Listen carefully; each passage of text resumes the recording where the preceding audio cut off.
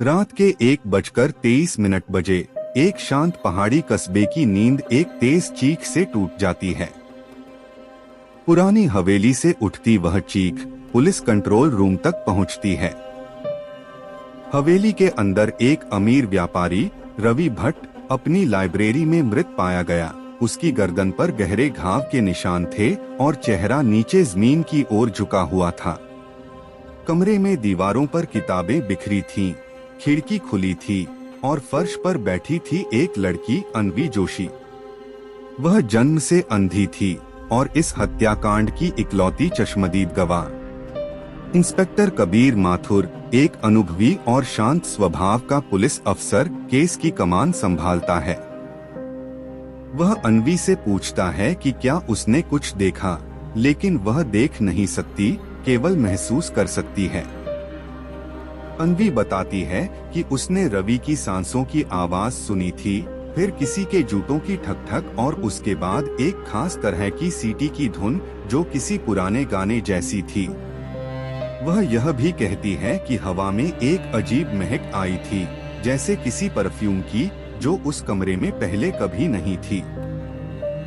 कबीर को इस बात पर शक होता है कि मर्डर प्लान करके अंदर से किया गया है, क्योंकि घर के किसी दरवाजे या खिड़की पर कोई जबरन घुसपैठ के निशान नहीं थे।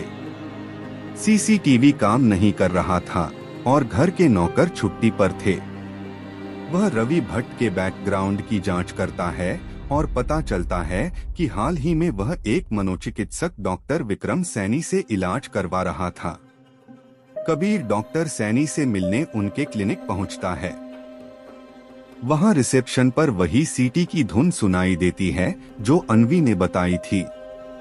जब कबीर इस बारे में पूछता है तो डॉक्टर हंसकर कहता है कि यह उसकी थेरेपी के लिए उपयोग की जाने वाली सामान्य धुन है। कबीर को अब यकीन होने लगता है कि डॉक्टर इस केस में गहराई से जुड़ा हुआ है।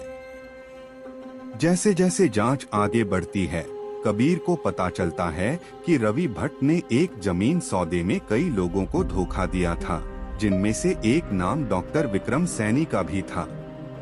डॉक्टर सैनी का पुराना फार्म हाउस रवि ने कानूनी तकनीकियों के जरिए हथिया लिया था, जिससे डॉक्टर को गहरा आर्थिक नुकसान हुआ था।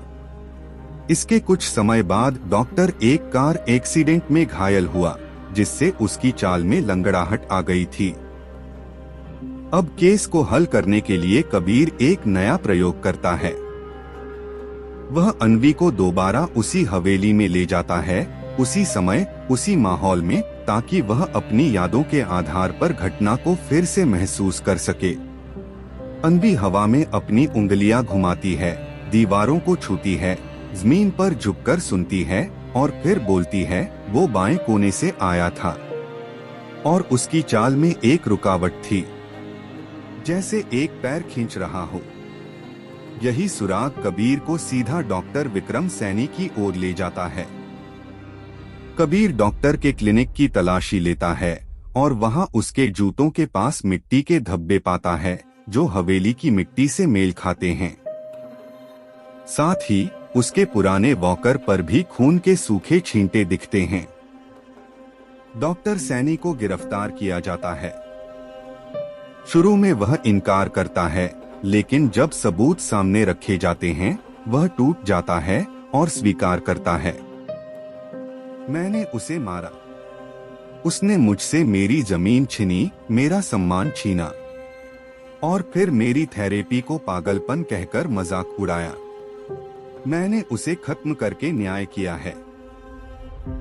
अन्वी, जो पुलिस स्टेशन के कोने में चुपचाप बैठी थी, धीरे से बोलती है, आपने एक इंसान को नहीं मारा, आपने एक विश्वास को मारा है। आप जैसे पढ़े लिखे लोग जब न्याय अपने हाथ में लेते हैं तो अंधेरे और बढ़ते हैं। आखिरी दृश्य में इंस्पेक्टर कबीर अन्वी को एक नई लाइब्रेरी दिखाता है, जो रवि भट्ट के नाम पर अंधों के लिए ब्रेल किताबों की मदद से खोली गई है। कबीर कभी कभी जो देख नहीं सकता, वो सबसे ज्यादा देख पाता है। कहानी वहीं खत्म होती है। शांत पहाड़ी कस्बे में फिर से रात फैल जाती है। लेकिन अब उस हवेली में कोई परछाई नहीं रहती। छाया अब हमेशा के लिए मिट चुकी होती है।